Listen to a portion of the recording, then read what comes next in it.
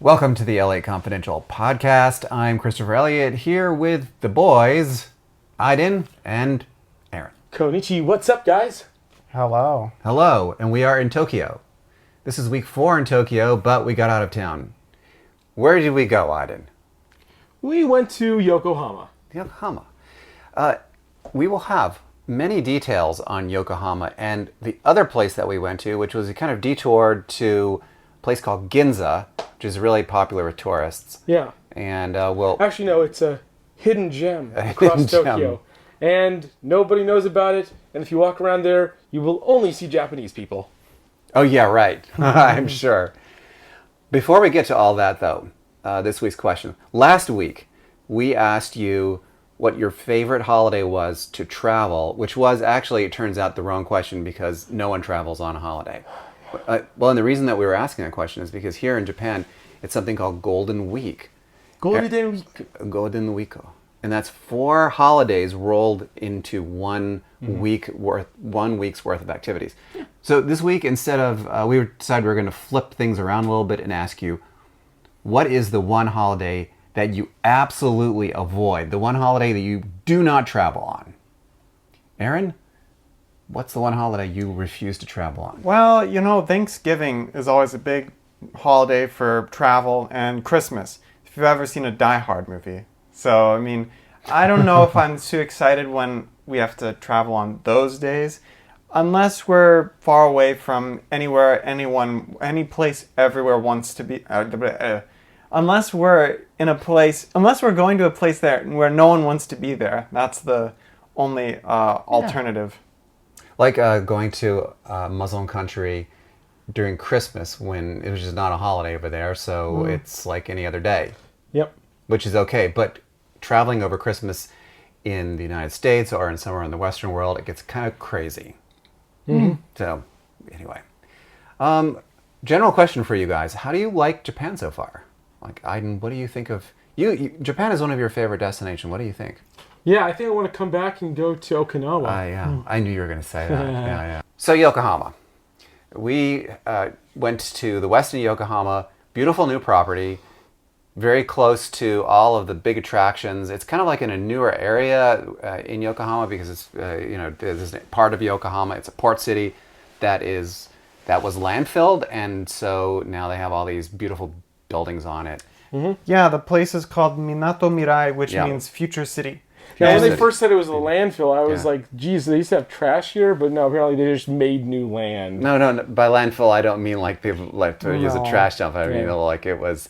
They filled maybe there's a more technical term for that. I felt like I was in Australia there because for some reason they call it the CBD, and that's a very like Australian, New Zealand. I think thing. Reclaimed land is the correct term, so it wasn't like a trash dump. Well, anyway, it's definitely not a trash dump because on the first floor of the hotel there's a Rolls-Royce dealership. Oh yeah, that was... Well, you know, there are a bunch of businesses that are actually located in Yokohama. I know Isuzu, Fujifilm. Yes. Just to name a few. You know, there's Yokohama, if you don't know, is the second largest city in Japan. Yeah. And second most populous city in Japan. And it was also one of the first ports to be opened back when the Americans said, open your borders, we're going to trade with you. Yeah, it's like more than 100 years ago. And you can find a lot of nice colonial buildings in Yokohama. Mm-hmm. But the nice thing about Yokohama is that it's a little bit more spread out. So it's not quite as compact as Tokyo. And a lot of people go to Yokohama because that's where the cruise port is. So if you're cruising and you go to Japan, chances are you're going to go to Yokohama as well.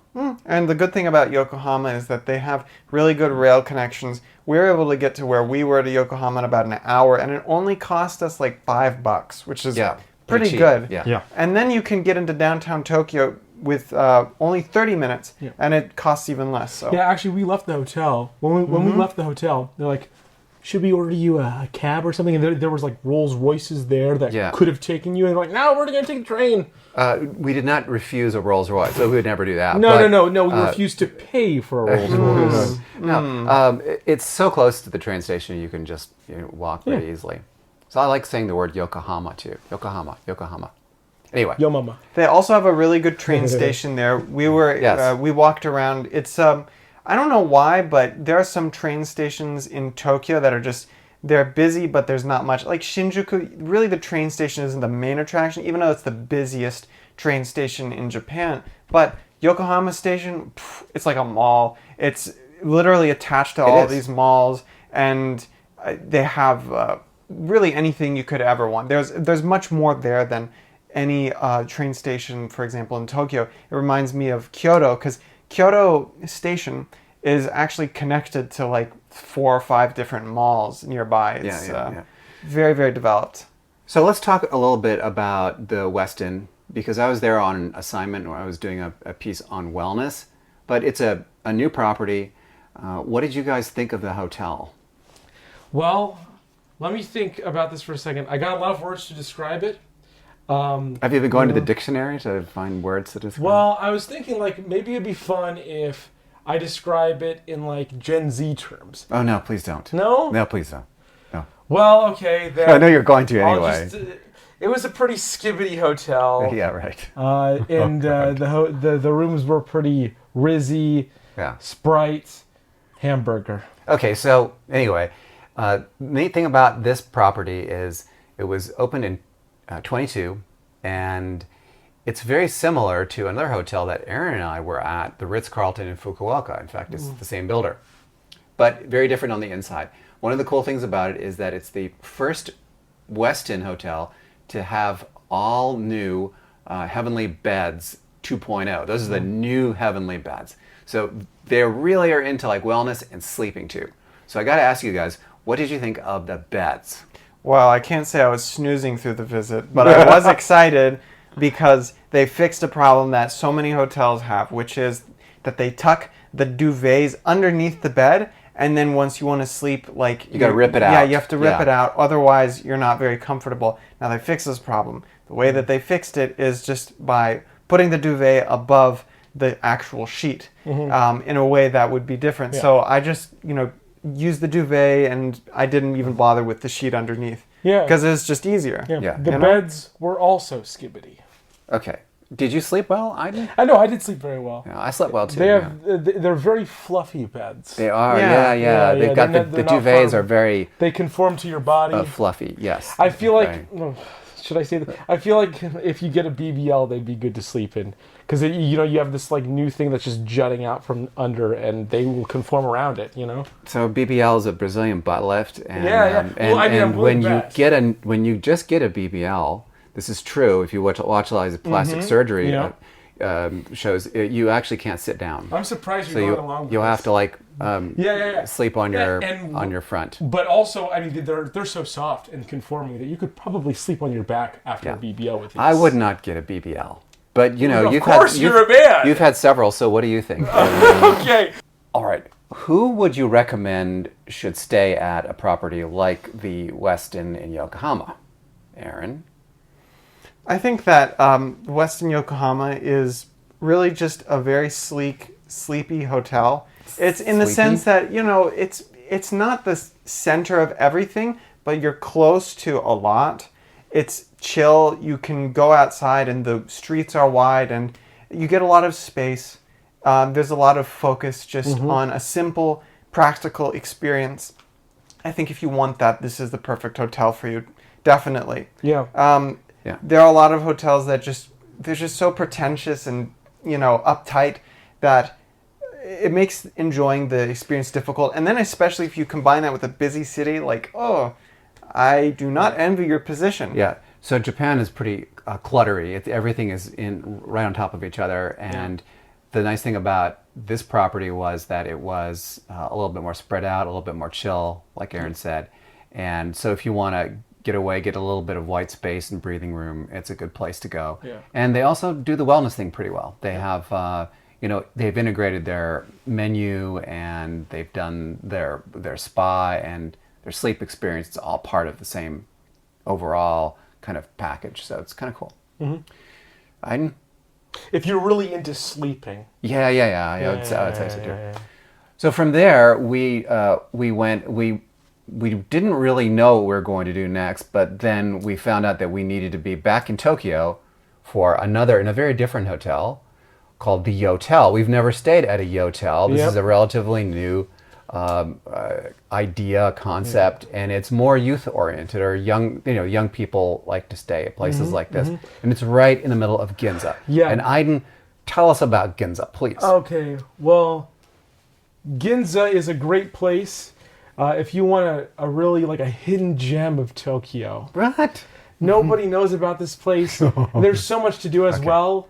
Like, guys, especially if you're a tourist and like you want to have the tourist experience, but without a bunch of other tourists around you, and have a lot of You fun. have the place to yourself, right? Yeah, It's just like a giant field. Actually, There's nothing there. Yeah, no one's I there. need to say this one thing Yeah. because it's very interesting.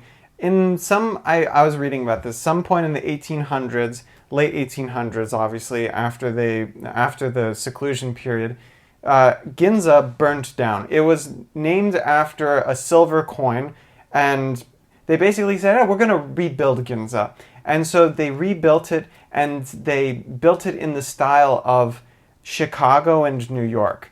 and you can still see some buildings that really reflect that. It was built originally as a shopping district for business and for Western businesses. Yeah. And that's what it's been since 1880. I believe that's when it was rebuilt. And It's been that, and it continues to be that. Yeah. It is one of the most international parts of Tokyo, and it's filled with luxury brands. So if for whatever reason, and I doubt you are this way, maybe you are, I don't know, it's just each to each their own, right? If you want to see lots of luxury brands, Ginza is the perfect place to do it because you're going to find the highest concentration there. yeah, it's all there. It's all luxury Yeah, goods. yeah. Yeah, they like building their luxury establishments in like these really tall, thin buildings for some reason.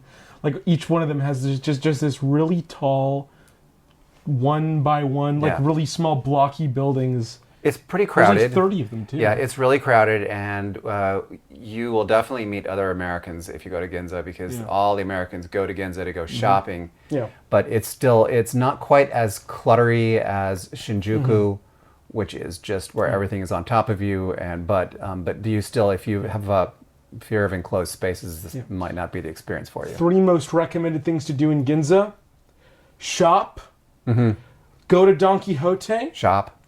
and then shop. sit in your hotel room. Shop. Yes. Everyone goes there to shop. Anyway, Basically. the Yotel.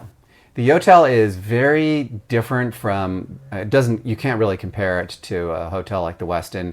The rooms are smaller, a lot less expensive too, but the beds are very comfortable as well. But everything's kind of automated. They have like the robots downstairs that do the deliveries, and then you also have the automated check-in and check-out. This is a picture of Aiden here checking into the hotel that we see here, and they really do try. They have a very different clientele, but if you want to be right in the middle of everything, it's a really good place to go. Yeah, another thing that I wanted to talk about, actually, because we were talking about Ginza, is we got an opportunity to go to Tsujiki, which is it's not actually a part of Ginza, but it's very close to Ginza, and they had a market there. You and I went there just today. We never thought we would actually see a market like that. It reminded us of markets, outside of Japan, but it was way too hectic and busy to be like a sort of a Japanese kind of experience. You'd expect it not to be that. More of a Southeast Asian thing. More of that, yeah. Yeah. But so as the date of recording, this is April 26th. It is Shincha season, which means literally new tea.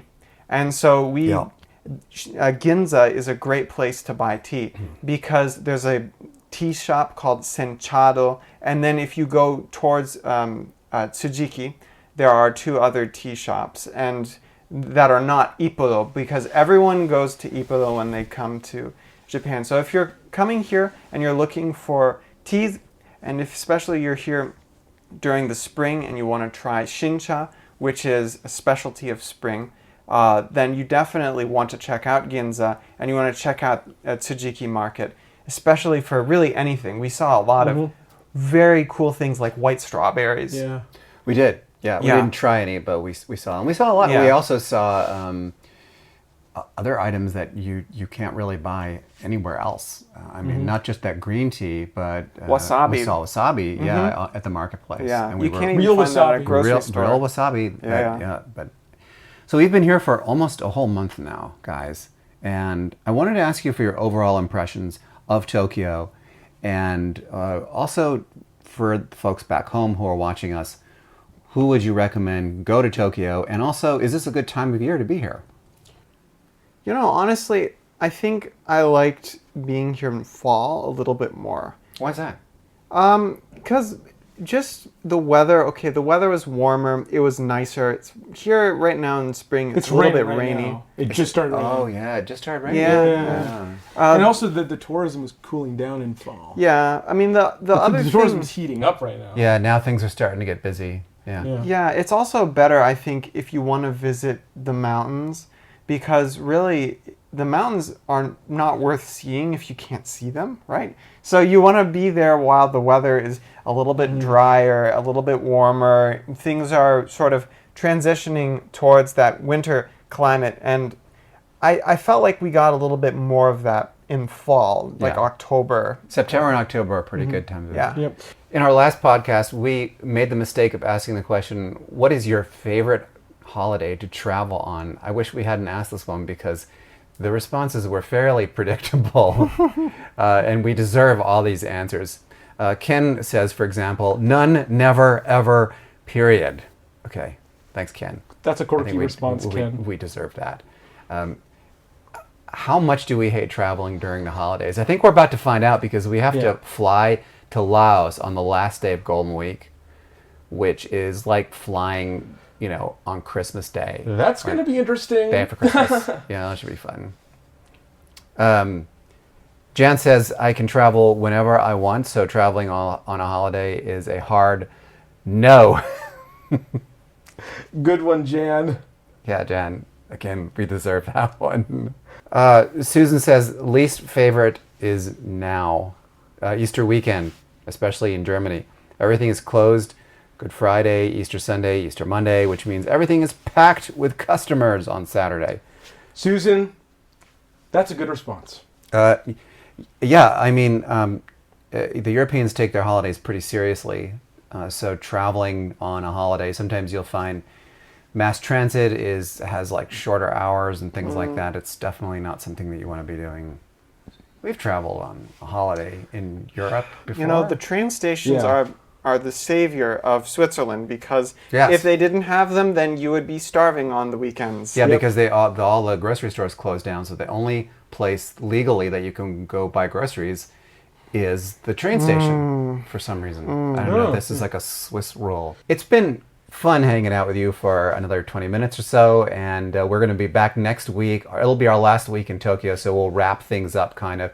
We have a couple of really cool places that we're going to be checking out as well, so we'll tell you about those too. I will say it brightened up a lot towards the, because out of the window there's like these heavenly rays coming out of the clouds. It Heavenly just began rays. raining. Sounds like, yes. Yeah, I just thought I'd point that out because people are going to be like, "What happened to the light?" Yeah, the light on this podcast is weird. It's like being sucked into heaven or something. Trust me, we wouldn't. You would be going somewhere else. All right. Yeah, sure, bud. A little bit lower. You're one to Anyway. talk. Yeah. All right. Anyway, we'll see you next week. Okay.